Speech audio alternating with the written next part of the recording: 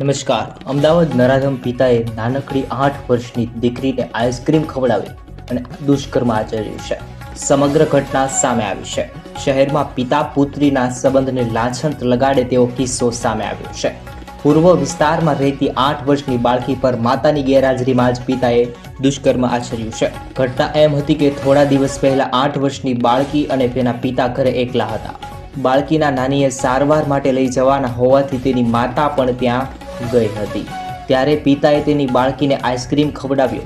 બાદમાં આ નરાધમ પિતાએ તેના અને બાળકીના કપડાં કાઢીને તેના પર દુષ્કર્મ આચર્યાની સમગ્ર ઘટના સામે આવી છે. બીજા દિવસે સવારે માતા આવી ત્યારે દીકરીને પેટમાં દુખતું હોવાથી તેને ડૉક્ટર પાસે લઈ ગયા. ત્યારે તેના પર દુષ્કર્મ થયું હોવાની હકીકત દીકરીએ તેની માતાને કરતા માતાની ફરિયાદ તેના પતિ સામે નોંધી અને પોલીસે કાર્યવાહી શરૂ કરી છે. શહેરના પૂર્વ વિસ્તારમાં રહેતી એક મહિલા તેના પતિ અને દીકરી સાથે છે. તેની દીકરીની ઉંમર 8 વર્ષની છે. તાજેતરમાં થોડા દિવસ પહેલા તેની માતાની તબિયત ખરાબ હોવાથી હોસ્પિટલ રોકાવા માટે આ યુવતી ગઈ હતી. ત્યારે ઘરે તેના પતિ અને દીકરી એકલા હતા. આવી રીતે સમગ્ર જે ઘટના સામે આવી છે, ખરેખર આ કળયુગનો સમય ચાલી રહ્યો છે. ખરેખર આ વિડીયો દરેક લોકો સુધી શેર કરો. દરેક લોકો સુધી આ વિડીયો પહોંચવો જોઈએ.